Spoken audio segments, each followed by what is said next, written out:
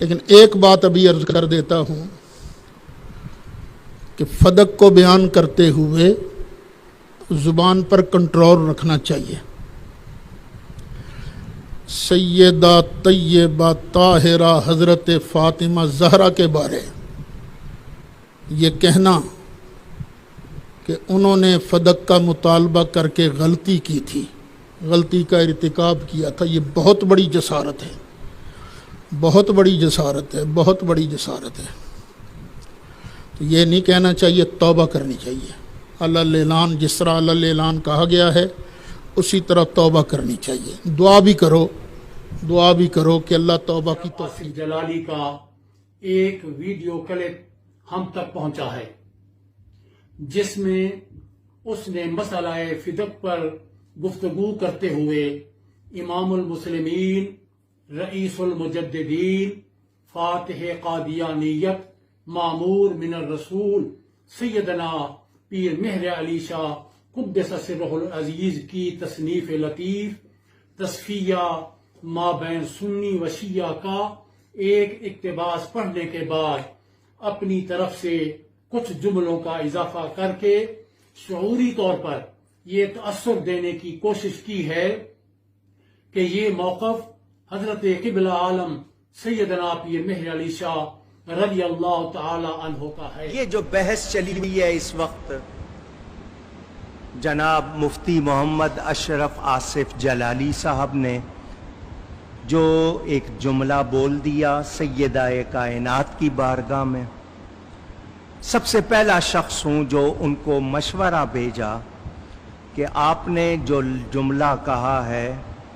جو آپ سے نکل گیا ہے، اس کو واپس لے لیں۔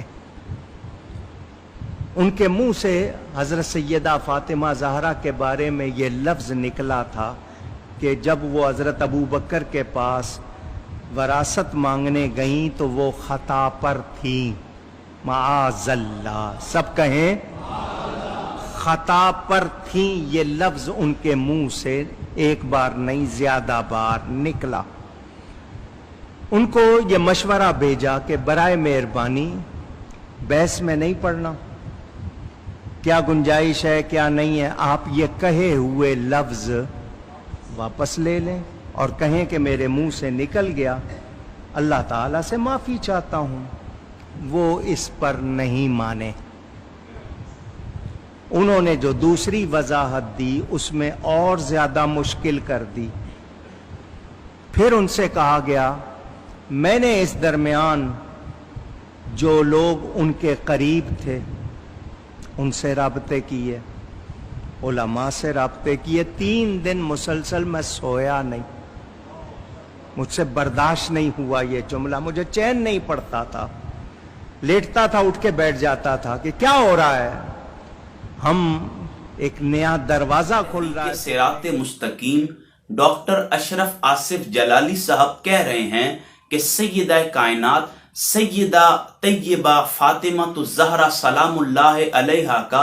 سیدنا صدیق اکبر رضی اللہ تعالی عنہ سے فدق کا مطالبہ کرنا غلطی تھا اور سیدہ کائنات خود بھی غلطی پر تھیں، لیکن جب سیدنا ابو بکر صدیق رضی اللہ تعالی عنہ نے بدلے میں نبی صلی اللہ علیہ وآلہ وسلم کا فرمان سنایا تو سیدہ کائنات نے خوشی کا اظہار کرتے ہوئے سر خم تسلیم کر لیا۔ اس ویڈیو میں یہ کہنا تھا ڈاکٹر اشرف آصف جلالی صاحب کا۔ جواب سے پہلے میری گزارش سن لیں، مجھے علم ہے کہ احباب ویڈیو کے کامنٹ سیکشن میں مجھے رافضی اور شیعہ ڈکلیئر کر دیں گے، اور مجھے اس سے فرق نہیں پڑتا کیونکہ الحمدللہ میں صحیح العقیدہ مسلمان ہوں اور یہ میرے قول اور فعل سے ثابت ہے اور مجھے کسی سے سند لینے کی ضرورت نہیں ہے۔ آج کی اس ویڈیو کا مقصد جلالی صاحب سے ایک سوال کرنا ہے کہ آپ ایک ہاتھ میں قرآن تھامتے ہیں، ایک ہاتھ میں نبی صلی اللہ علیہ وآلہ وسلم کے فرمودات تھامتے ہیں،